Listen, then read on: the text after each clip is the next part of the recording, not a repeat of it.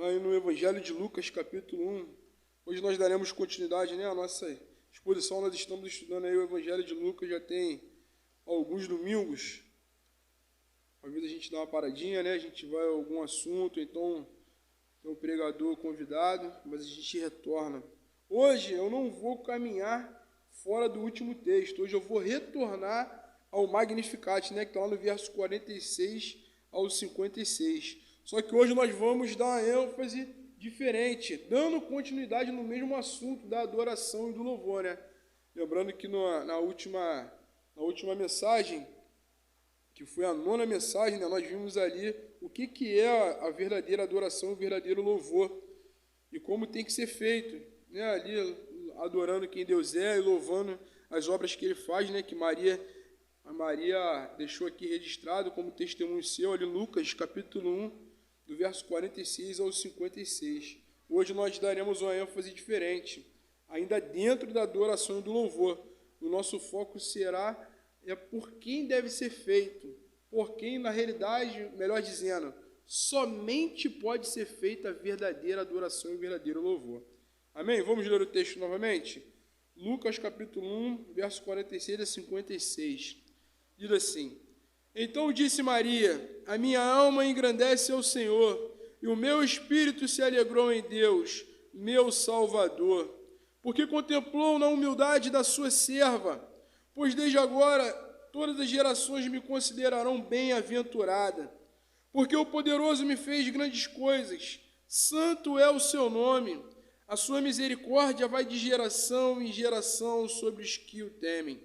Agiu com o seu braço valorosamente, dispersou os que no coração alimentavam pensamentos soberbos, derribou do seu trono os poderosos e exaltou os humildes, encheu de bens os famintos e despediu vazios os ricos. Amparou a Israel, seu servo, a fim de lembrar-se da sua misericórdia a favor de Abraão e de sua descendência para sempre, como prometera aos nossos pais. Maria permaneceu cerca de 3 meses com Isabel e voltou para casa. Amém? Vamos orar? Pai Santo, neste momento nós sabemos, Senhor, que sem a ajuda do Teu Espírito não adianta a nossa pregação e a nossa meditação nesta palavra, Senhor. Por isso nós te clamamos que o Senhor opere com o Teu Espírito em nossa mente e que nós possamos compreender todo o ensino que está relatado nesse texto, para que nós possamos guardá-lo no nosso coração e colocar em prática no nosso dia a dia. E que a Tua obra seja feita em nós e através de nós, através do Teu poder, da exposição da Tua palavra, Senhor. Assim é o nosso pedido nesta noite, em nome de Jesus. Amém. Amém, meus irmãos. Hoje o nosso foco vai estar no conhecimento de si mesmo e o conhecimento do Salvador, que gera uma verdadeira adoração, né? Então, quando nós temos o conhecimento... Está ali sentado ali.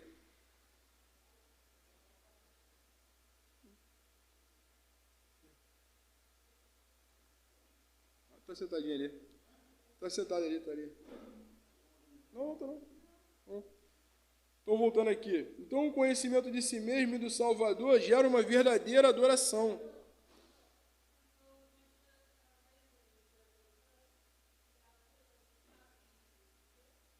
Ah, entendi. Tá bom. Nada.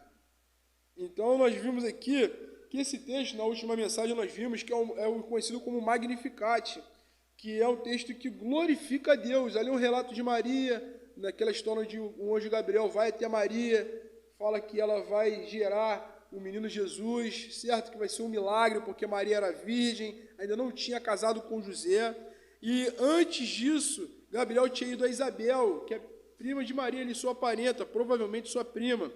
E 6 meses antes, Isabel já era idosa, era estéril, acontece um milagre, né? Hoje aparece para Zacarias no templo.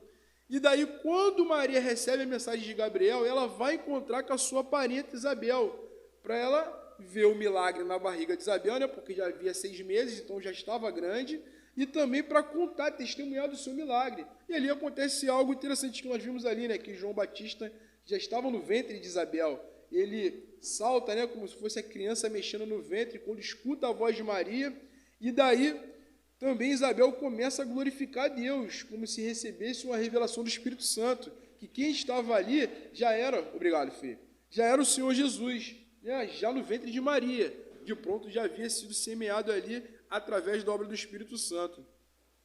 Então elas conversam, e Isabel louva o Senhor por causa de Maria, da obra que Deus fez em Maria, não por mérito de Maria, como nós vimos, mas porque Deus a escolheu, porque ela vinha de uma linhagem sacerdotal, né? Porque José vinha da linhagem do rei Davi, e Jesus ele tem que ser o nosso sumo sacerdote, e ele também tem que ser rei, que está incluído nas profecias que Deus fez a Davi, ali na aliança davídica.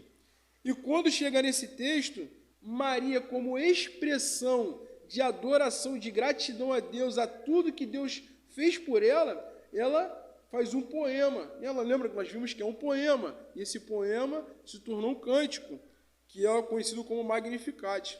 E ali nós vimos que Maria nos ensina através desse cântico, que Lucas relata, que ela expressa para nós como deve ser feita a adoração. E a adoração, em primeiro lugar, a gente viu que nós devemos adorar a Deus por quem Ele é. Nós adoramos a Deus por quem Ele é, e não somente através de um cântico, mas em todas as áreas da nossa vida, em todo momento. Na realidade, a vida de um convertido é uma vida de um adorador, porque você adora a Deus em todas as suas ações, no meio secular. Hoje em dia existe divisão, né? Mas na realidade não existe. Na sua profissão, você sendo um bom profissional, você glorifica a Deus. Se você é um mau profissional, você dá mau testemunho. As pessoas vão falar, lá o crente, né? Vão apontar aquela pessoa. Então, em toda a sua vida, você adora a Deus com as suas boas obras. E Maria também nos ensinou, através desse cântico registrado por Lucas, que nós devemos louvar a Deus por causa das obras que Ele faz.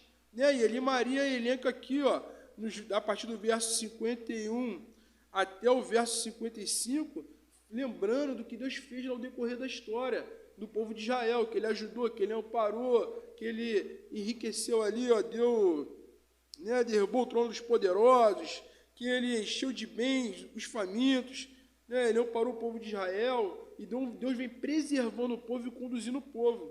Então, nós devemos louvar a Deus por causa das obras que Ele faz, como Ele faz na nossa vida, né? E hoje, a ênfase que eu quero dar, porque também não adianta a gente querer louvar e adorar o Senhor se nós não somos verdadeiros cristãos. E aí o bicho pega. Por quê? Como nós conversamos aqui no nosso estudo. Se eu não tenho o coração convertido a Deus, eu não verdadeiramente me conheço e nem conheço a Deus. Para que eu seja um verdadeiro adorador, como Jesus conversa com a mulher samaritana, que eu adore a Deus em espírito e em verdade, primeiro eu tenho que me reconhecer quem eu sou diante de Deus. Lembrando que Deus, como ela diz aqui, é um Deus santo, um Deus puro. Quem eu sou diante da vontade desse Deus, como nós lemos ali em Êxodo 20, nos 10 mandamentos, será que eu me enquadro e eu consigo cumprir perfeitamente aqueles, digamos assim, igual o mundo diz, né, simples 10 mandamentos? A Bíblia diz que se nós cumprirmos 9 e erramos um, nós quebramos todos, somos transgressores. E ali é um resumo, está ali muitas coisas incluídas. E toda ali, porque quando a Bíblia fala assim, não matarás, o que Deus está falando? Preserve a vida do próximo. Cuide da sua vida dele como se fosse a sua. Né? Não roube, falando o quê? Preserve o bem do seu próximo. Não cobice, ó, cuide. Sabe porque você não tem, você vai destruir? Não, cuide do material do seu próximo. Entendeu? Então, sempre tem um sentido contrário. E será que nós nos enquadramos? E essa consciência, esse reconhecimento, se nós temos esse reconhecimento, aí sim, verdadeiramente, nós iremos adorar a Deus por quem Ele é. Beleza? Porque nós viremos ter a convicção de que se nós reconhecemos quem nós somos, que somos pecadores, totalmente corrompidos, transgressores da lei de um Deus totalmente justo e santo, imaculado, que como diz Isaías 53, matou seu filho na cruz do Calvário, o que ele não faria conosco? Então, se nós somos transgressores, logo estamos condenados ao inferno. O inferno é real, o inferno existe. Depois de um fechar de olhos, ou há paraíso, ou há o inferno. Como diz o autor de Hebreus, ao homem só existe uma chance. Depois da morte, juízo. Então, nós temos que ter essa consciência. Aí, muitas das vezes, nós chegamos na igreja, cantamos, adoramos a Deus. Mas será que é de verdade? Será que nós adoramos a Deus por quem Ele é? Será que nós louvamos a Deus porque nós reconhecemos a obra dEle na nossa vida, nos conduzindo, tendo misericórdia, nos livrando, nos dando um emprego, nos dando filho, nos dando família, nos dando um prato de cada dia, nos dando o copo de água que nós bebemos quando estamos com sede? Ou será que nós viemos, nós cantamos louvores como barganha? Será que nós chegamos, hoje eu vou ao culto para buscar a minha bênção? Isso é barganha. Ou será que nós viemos aqui para adorar esse Deus maravilhoso, que me dá roupa para vestir, que me dá uma cama para dormir? Será que eu venho aqui para louvar a Ele, ou para fazer mais um pedido ao mestre? Lembra do desenho do Aladim? Ou será que o culto de domingo, de uma quarta-feira, e uma oração em casa, é você pegar aquela lâmpada do Aladim, para que saia o mestre? Qual é o seu pedido? Esse não é o Deus bíblico. O Deus bíblico é um Deus que criou o ser humano para adorá-lo e para ter a sua completa e total e perfeita alegria nele. Por isso que ele enviou o seu Filho para morrer por nós na cruz do Calvário. E aqui no texto é interessante porque Maria, ela não somente ensina como nós devemos adorar e louvar a Deus através do seu testemunho, que foi inspirado pelo Espírito Santo, mas também ela nos ensina que um verdadeiro adorador, primeiro ele tem que ter consciência de quem ele é. Veja comigo, a partir do verso 46 até o verso 49, no comecinho, diz assim: Então disse Maria, a minha alma engrandece ao Senhor, e o meu espírito se alegrou em Deus, meu Salvador, porque contemplou na humildade da sua serva, pois desde agora todas as gerações me considerarão bem-aventurada, porque o poderoso me fez grandes coisas. Até aí. Aqui Maria mostra para a gente que a alma dela está engrandecendo o Senhor, que ela está alegre no Senhor. Por quê? Porque ele contemplou na humildade da sua serva. Aqui a palavra usada, humildade, no original, ela dá uma conotação de uma pessoa que é miserável, de uma pessoa que não tem uma, digamos assim, uma riqueza espiritual, que ela é pobre espiritualmente. E quando uma pessoa tem consciência que ela tem uma pobreza espiritual, o que seria uma pobreza espiritual? Uma pobreza espiritual é uma pessoa que ela tem consciência que se Deus não estiver operando, conduzindo a vida dela, ela está ferrada. No linguajar popular, né? Assim, estou ferrado, que se Deus não me ajudar, se Deus não morre por mim, se Deus não me conduz na minha vida, se Deus não me ampara, como ela disse aqui mais embaixo, eu estou ferrado. Então Deus contemplou na minha humildade. Lembra que Jesus disse no começo do Sermão da Montanha: bem-aventurados os humildes de espírito, porque deles é o reino dos céus. Então a pessoa, quando ela tem consciência de quem ela é, que nela habita o pecado original, que vem lá de Adão, da quebra do pacto das obras no Éden, nós somos amaldiçoados pelo pecado de Adão, né? Essa é a chamada verdadeira maldição hereditária, porque vem desde Adão, e nós somos amaldiçoados por esse pecado.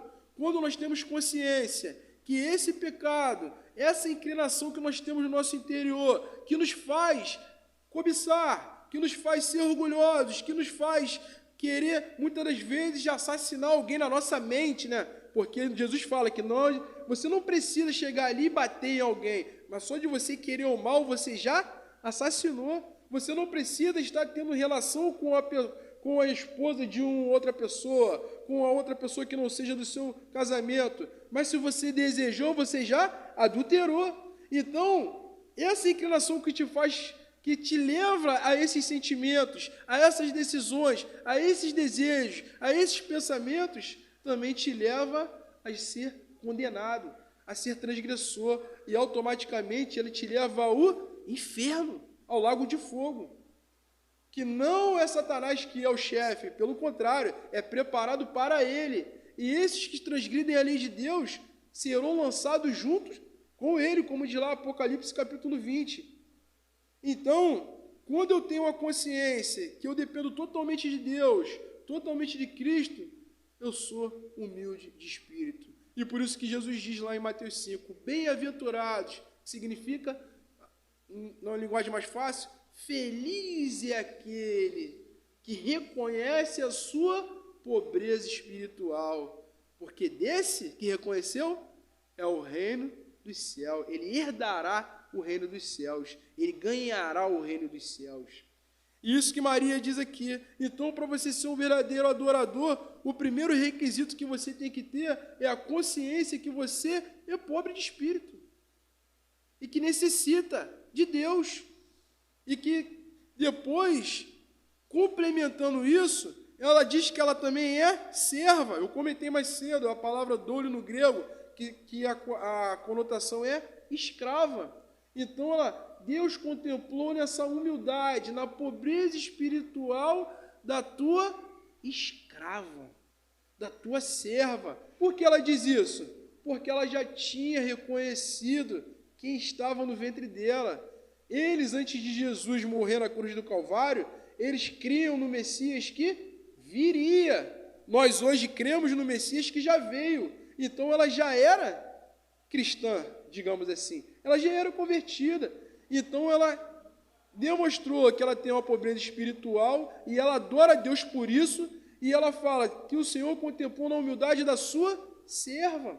Ela se coloca à disposição de Deus, consciente de que não é ela que recebeu Jesus, mas que foi Jesus que lhe comprou com o seu sangue na cruz do Calvário. Né? Muitas das vezes é ensinado e é divulgado por aí. Poxa, Jesus te ama, aceita ele aí, pô. Quebra o galho. Não, é o contrário, é ele que veio e você não merecia nada, só o castigo eterno. Ele veio e morre na cruz do Calvário por culpa de você, para pagar a sua conta que estava gigantesca, que você não tinha condições de pagar. E ele paga a sua dívida, Jesus lhe perdoa, o Pai cobra a dívida, a justiça do Pai tem que ser feita, é feita em Jesus. Jesus paga a sua dívida, lhe perdoa, ele liberta dessa culpa, mas você fica livre totalmente? Não. Por que não? Porque ele lhe comprou com o seu sangue. A moeda que Jesus usou foi o seu próprio sangue. Então, antes você era escravo do pecado e agora você passa a ser escravo de Cristo. Que escravidão maravilhosa. Porque você agora passa a ser escravo de Cristo. Ele é o seu agora o Senhor. Ele é o seu governador. Ele é aquele que você tem que dizer para ele somente sim, Senhor, porque o escravo não existe para a palavra do escravo, não, Senhor. Jesus mandou, sim, Senhor. Senhor, faz isso lá, sim, Senhor. Rodrigo, sim, Senhor. Aí eu pergunto, existe uma ordem ruim de Jesus? Não, Jesus é o próprio Deus e a vontade de Deus é boa, perfeita e agradável. Jesus é vida, ele é paz, ele é alegria, ele é amor, ele é mansidão, ele é domínio próprio, ele é fiel, ele é justo, verdadeiro, tudo de bom é Jesus. Ele é o resplendor da glória do Pai, ele é a manifestação do Deus vivo aqui na terra. Ele agora se tornou o nosso representante, o segundo Adão, como diz o apóstolo Paulo em Romanos. E é esse que é o Senhor de Maria, que ela diz, contemplou na humildade da sua serva. Então, para nós sermos verdadeiros adoradores e verdadeiras pessoas que louvam a Deus, primeiro, nós precisamos reconhecer que nós somos pobres espiritualmente, que nós, que se recebemos Jesus, nós somos escravos, nós não temos vontade própria, nós seguimos a nossa regra de fé e prática, que é a Bíblia, somente a Escritura. E Maria continua nos ajudando nessa compreensão, e ela diz, pois desde agora, verso 48, ela diz, voltando, verso 47, ela diz que Jesus é o seu Salvador. No caso, eu vi o 48 antes, e agora eu estou retornando para o 47. Ela diz que é o seu Salvador, e diante disso tudo que eu falei, se eu reconheço que eu sou humilde de espírito, pobre de espírito, e que eu sou um escravo, antes eu era escravo do pecado e agora eu sou escravo de Cristo, eu tenho que ter total alegria no meu Salvador. Se eu não tenho alegria no meu Salvador, eu não reconheci que eu sou pobre de espírito. Logo, eu ainda continuo sendo servo do pecado. Logo, eu continuo sendo conduzido pelo príncipe da potestade do ar, do espírito que opera nos filhos da desobediência, como o apóstolo Paulo fala em Efésios capítulo 2. O Deus desse século, o que guia o curso do mundo, que é o diabo, Satanás. Então, quando eu tenho alegria no meu Salvador, quando eu escuto o Evangelho, quando eu escuto falar de Cristo, quando eu lembro da cruz, quando eu lembro do sangue derramado, quando eu lembro, como o apóstolo Paulo diz lá em Filipenses, que nós devemos seguir a humildade de Jesus, que sendo Deus, não julgou como usurpação o ser igual a Deus, antes a si mesmo se humilhou, tornando-se em forma de servo, em figura de homem, até a morte, sendo obediente até a morte, e morte de cruz. Olha o que ele fez. Se eu não tenho alegria nisso, o meu coração ainda continua um coração de pedra. E para me ser um verdadeiro adorador, para louvar a Deus, entoar cânticos que glorificam a Ele, eu preciso reconhecer a minha humildade, a minha pobreza espiritual, eu preciso ter alegria no meu Salvador, e eu preciso ter a consciência de que eu sou um servo. Olha que ensinamento maneiro de Maria, né?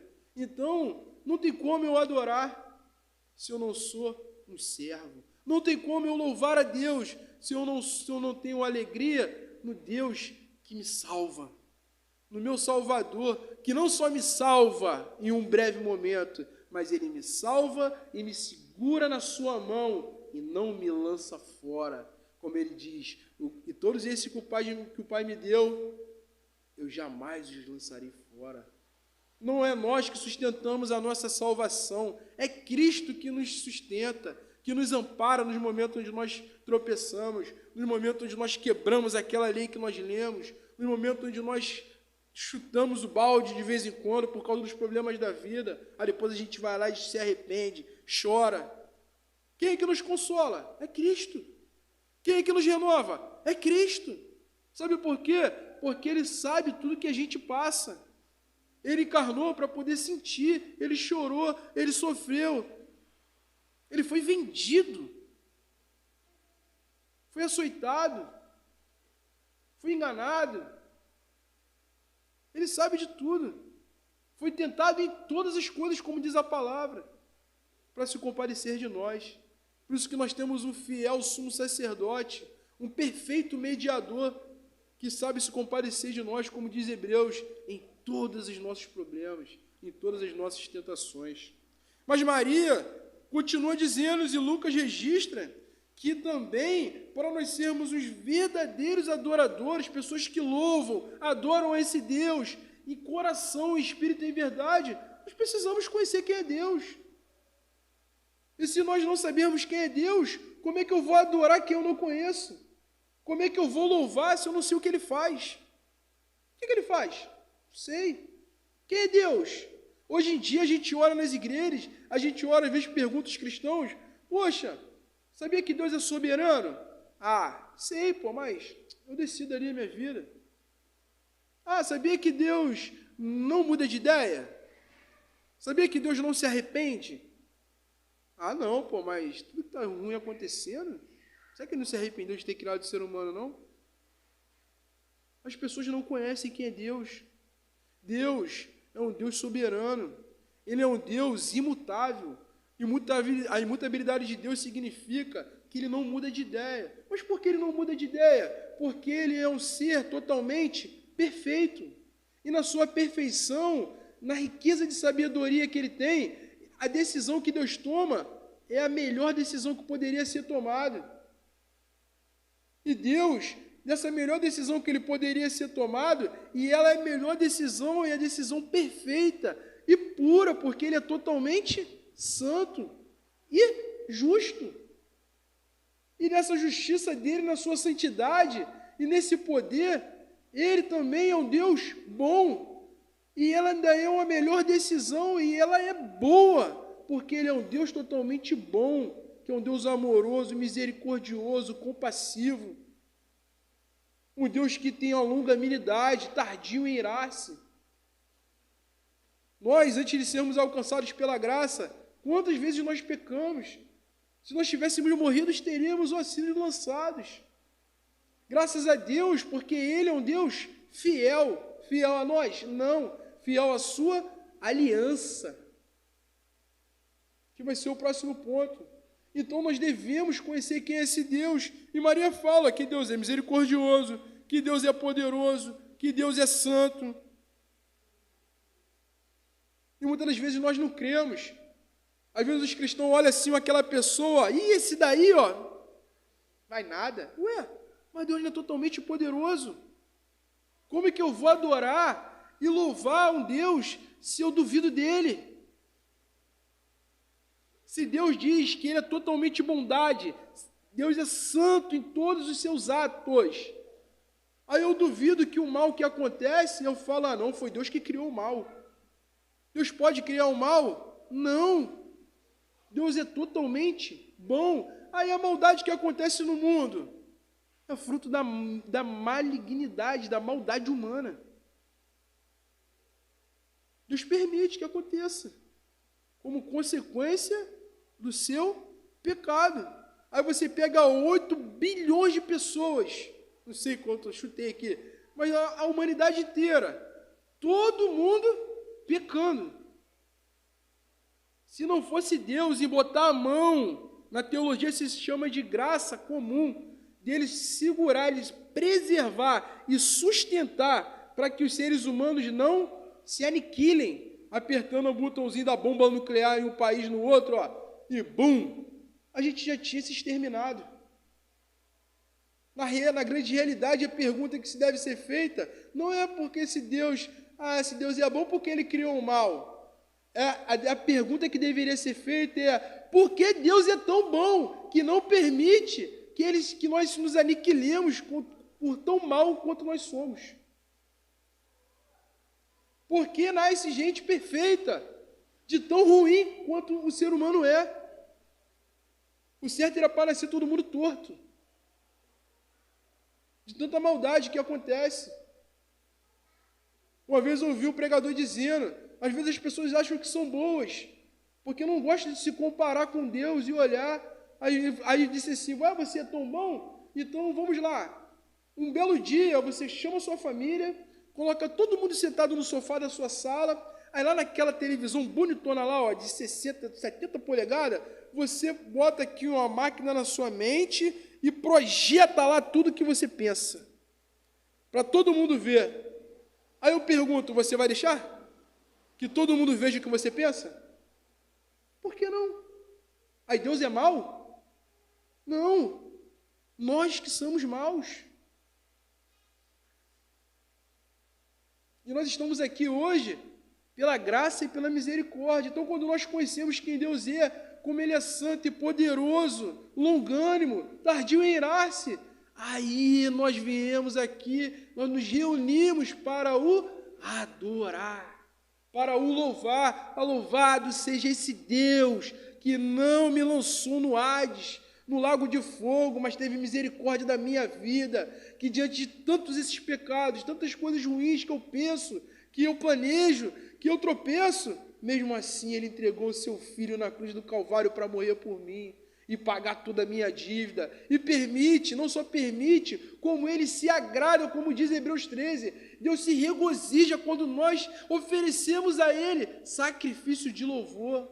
Ele ama esse momento, Ele quer que nós estejamos aqui reunidos para o louvar. As pessoas às vezes falam assim, eu vou para a igreja no domingo, aí o culto tem que ser rápido, o culto tem que ser rápido, porque é rápido, não, fica muito pesado. Não! Deus ama que nós ficamos aqui o dia inteiro louvando a Ele. Deus ama que o seu povo esteja com Ele, o adorando, o louvando. O que é que nós iremos fazer na eternidade? Na eternidade, meu irmão, não vai ter fé.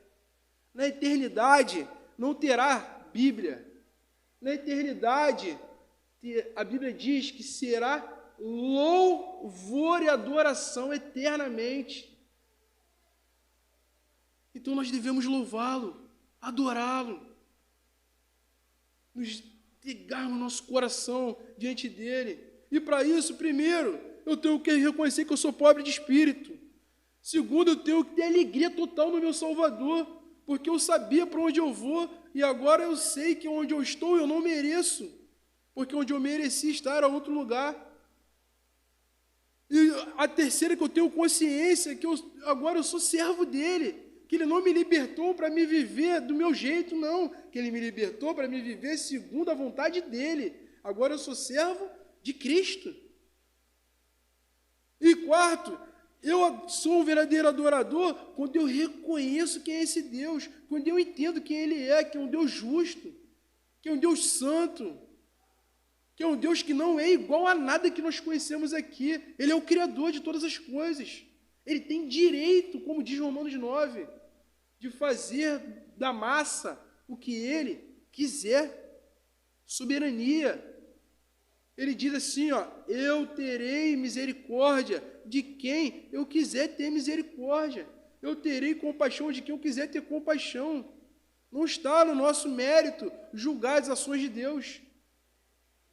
Mas diante de tudo que nós vimos aqui, eu só posso agradecer. Quem sou eu para julgar? Quem julga não conhece quem é Deus. Quem julga não conhece quem você é. Por isso que a gente entrou naquele assunto, nós temos que ter tolerância com as pessoas. As pessoas não conhecem. Então eu não posso falar, poxa, você, calma, vamos ler, vamos orar para que Deus abra os seus olhos, para que Deus tire o véu do seu coração, para que o Espírito Santo prepare aquela terra, quando você semear daquela semente, ela dê raiz e cresça, e dê fruto para a glória de Deus. E nós devemos louvar o Senhor também por causa das obras que Ele faz, como Maria diz aqui, a partir do verso 51 e 55, onde ela começa a elencar o que Deus vem fazendo ao decorrer da história, que significa o quê? Ali, a aliança de Deus. Deus preserva, Deus ampara, Deus derribou o trono dos poderosos, agiu com o braço valorosamente, dispensou os que alimentavam pensamentos soberbos, amparou Israel, Deus lembrou da sua misericórdia. Por quê? Por quê? Porque lá em Gênesis 3,15 ele falou que do ventre da mulher nasceria um que pisaria a cabeça da serpente. Não foi Abraão que foi a Deus, foi Deus que foi a Abrão, por causa da sua aliança. Aliança essa que antes foi feita na eternidade, entre o Pai, o Filho e o Espírito Santo.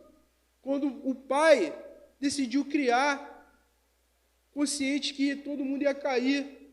Aí o Filho decidiu vir e cair por esses escolhidos, porque o Pai criou. E o Espírito decidiu vir para aplicar essa obra no coração, chamar, convencer esses que deveriam ser salvos. E daí se deu início, tudo já estava planejado. E aí Deus só vem revelando para nós essa aliança. E Deus, quando faz uma aliança com o homem, como Ele fez com Abraão, que se tornou Abraão, Deus fez o quê? Deus se obriga a cumpri-la, porque Deus é perfeito. Porque a palavra de Deus, ele não volta atrás. Deus não se arrepende do que ele faz, porque se Deus se arrependesse, ele não cumpriria a sua aliança. Louvado seja ele, porque ele é fiel à sua aliança. E daí ele vem reafirmando a sua aliança, e vem colocando peso nela, e vem revelando, administrando ela. Como? Ele vai lá e diz a Davi que do seu trono governará o seu reino terá a sua descendência e estará no seu trono eternamente. Quem vai reinar eternamente? Um homem? Não, mas é um homem que também é Deus. Melhor dizendo, é o Deus que se tornou rei, que é Jesus Cristo. Como diz em Filipenses, que ele encarnou. Então, Deus vem, e quando chega o tempo perfeito, a plenitude do tempo, o rei encarna. E ele vem através de quem? Do ventre de Maria. E Deus vem conduzindo toda essa história, conduzindo tudo por causa da sua aliança. E por que isso tudo está escrito no Antigo Testamento? Apontando para toda essa obra, para a obra de Cristo, para a obra da redenção.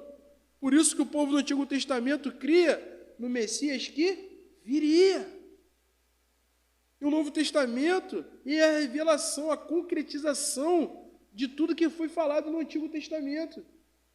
Sobre quem é Ele, quem Ele é, sobre quem Deus é, sobre o que Ele faz, sobre quem nós somos. O apóstolo Paulo diz que a lei não foi dada para a salvação. A lei foi dada para que nós olhássemos para ela e víssemos quem nós somos de verdade. A lei veio para avultar o pecado. Porque quando eu abro os meus olhos e olho para a lei e vejo quem eu sou, eu tenho que entrar em desespero. Porque eu transgredi a lei de um juiz que é eterno. Então ele não vai me condenar no tempo. Ele vai me condenar pela eternidade. Não é somente 10 anos de prisão, 5 anos de detenção. É uma condenação eterna. E quando eu olho para tudo que Ele fez, para a sua aliança, que Ele vem nos preservando, e que até chegar em nós, onde o Espírito Santo vem e opera no seu coração, te dá uma nova mente, regenera a sua mente, abre os seus olhos, tira o tampão dos seus ouvidos, prepara o seu coração, aí você recebe o Evangelho, olha para a lei, vê que é condenado, que está condenado, e olha para Cristo na cruz do Calvário, opa, tem um Salvador, aí você se lança aos pés do Salvador. E quem é que está fazendo isso tudo? Deus está te conduzindo, o Espírito Santo está gerando em você tanto querer quanto realizar. E aí você é selado, é salvo, e acabou por aí? Não, esse Salvador, ele te conduz agora, até o retorno dele. Eis que estarei convosco até o fim dos séculos. Mateus 28. Ele está nos conduzindo. Se nós somos verdadeiros adoradores, se temos o coração convertido, o nosso louvor é agradável a Deus, a nossa adoração é agradável a Deus. Se nós somos verdadeiros adoradores, se somos verdadeiros crentes, nós somos humildes de espírito. Nós temos que reconhecer a pobreza espiritual, que nós estamos totalmente dependentes de Deus e que precisamos nos alimentar de um pão espiritual todos os dias.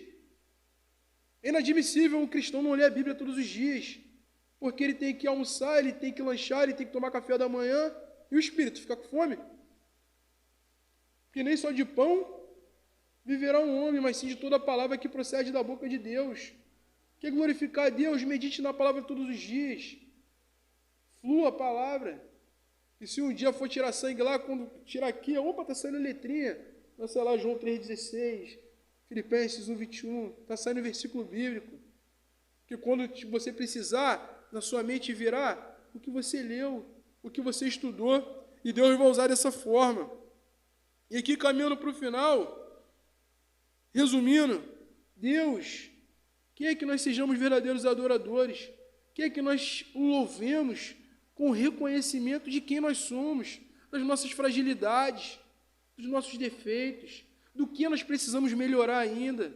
Porque quando nós temos essa consciência, nós vamos a Ele. E nós louvamos a Ele porque Ele é misericordioso. Porque quando eu olho para mim e entendo que o tão ruim que eu sou, ainda que eu estou sendo purificado, né? Essa obra da santificação é uma obra de purificação. Eu estou sendo moldado à imagem e à estatura do varão perfeito, de Cristo. Então, quando eu entendo que eu ainda tenho um carrapicho aqui, outro acolá, que eu preciso tirar e eu luto, às vezes não sai, eu busco a Ele. Ele se agrada, porque eu vou a Ele, Ele quer essa comunhão, Ele quer nos ajudar. E aí eu olho assim, pô, mas mesmo assim, eu às vezes tortinho, e Deus me ajuda, e Deus se agrada que eu vou a Ele. Ora, quando você vai lá e fecha a porta do teu quarto e ora ao teu Pai que te vê no secreto, Ele não apenas te escuta, Ele ouve a sua oração, Ele está ali do seu lado, Ele está te vendo quando você chega a Ele com o coração contrito e quebrantado. Então, a nossa vida tem que ser uma vida de adoração.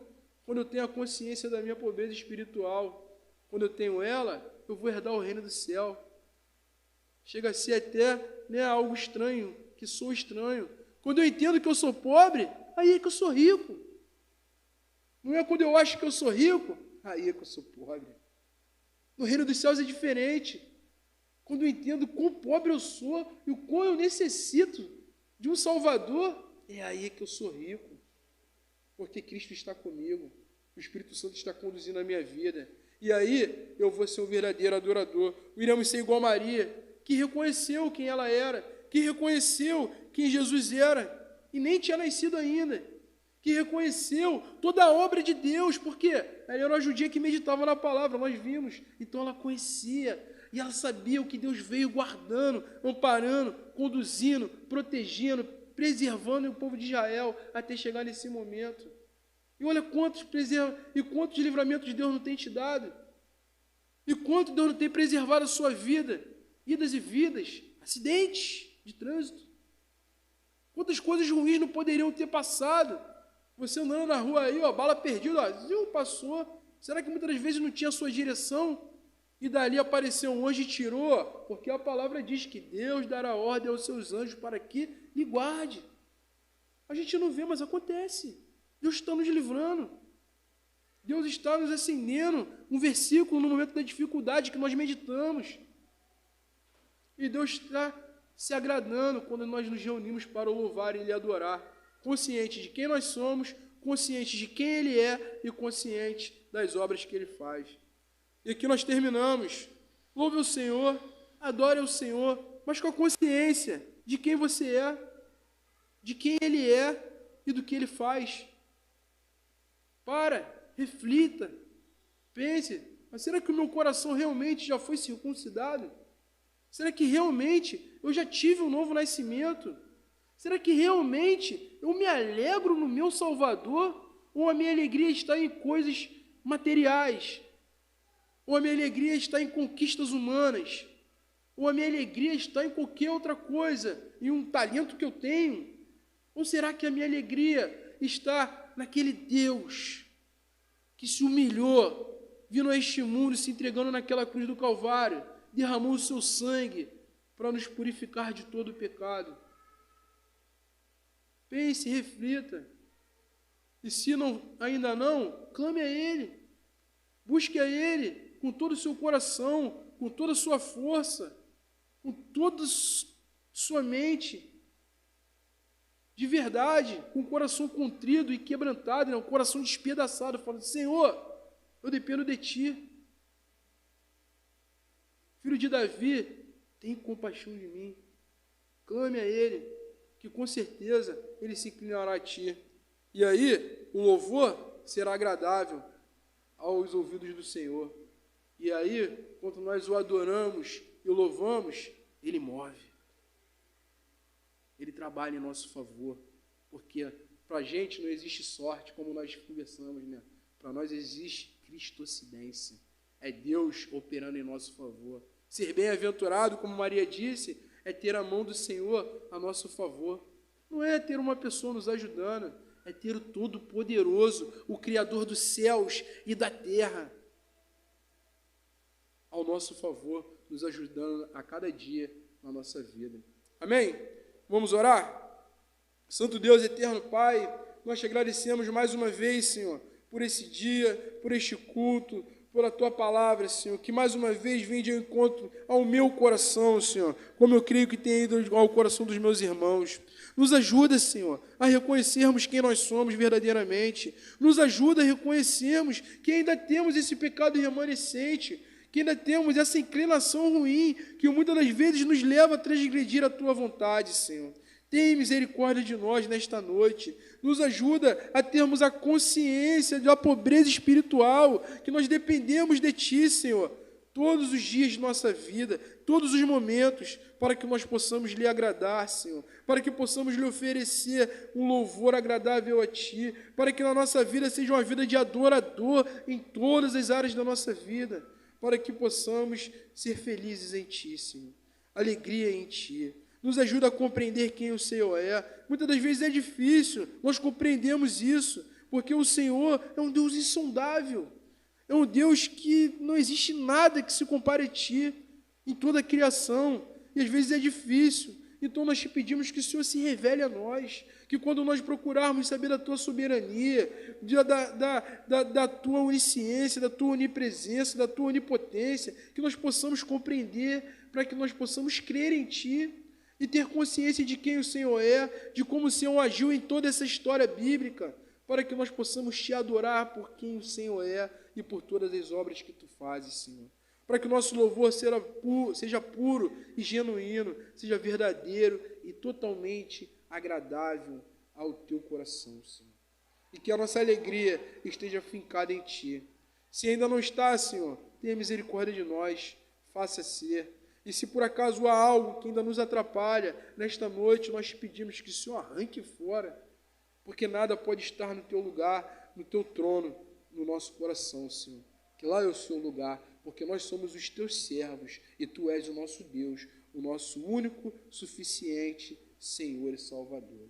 Assim nós te pedimos, Senhor, e te agradecemos. Que o Senhor nos leve em segurança aos nossos lares, que o Senhor nos leve, que nós possamos refletir nessa mensagem. Nos ajuda, Senhor, ao decorrer dessa semana, no nosso trabalho, no campo profissional, que nós sejamos bons profissionais. Não esqueçamos que somos cristãos, mas também não esqueçamos que temos que cumprir o nosso papel no nosso serviço. Nós honramos o Senhor sendo excelentes profissionais.